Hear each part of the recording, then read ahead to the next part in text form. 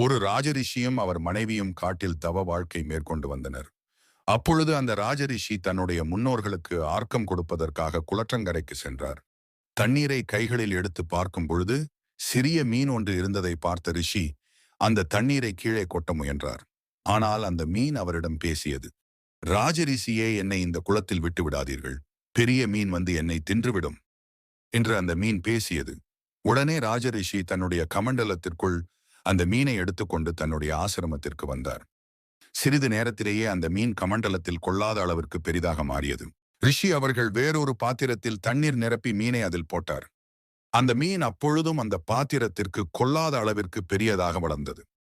ராஜரிஷிக்கு ஒன்றும் புரியவில்லை. சரி, பக்கத்தில் இருக்கும் குளத்தில் கொண்டு போய் விடலாம் என்று குளத்திற்கு கொண்டு போனார். அந்த மீன் அவரிடம் கூறியது, ராஜரிஷியே, என்னை சமுத்திரத்திற்கு கொண்டு போய் விடுங்கள், அதுதான் எனக்கு சரியான இடம் என்று கூறியது. கடலிலே கொண்டு போய்விட்ட அடுத்த நொடியே அந்த மீன் அசுர வளர்ச்சி பெற்றது. இதனை கண்ட ராஜரிஷி வந்திருப்பது யார் என்று தெரிந்து கொண்டார். உடனே விழுந்து வணங்கினார். அந்த மீன் தாங்க பகவான் ஸ்ரீமன் நாராயணன் முதலாவதாக எடுத்த மச்ச அவதாரமாகும். அந்த ராஜரிஷி வேற யாரும் இல்லைங்க, சத்திய விரதன் என்கிற 7வது மனுதாங்க அந்த ராஜரிஷி.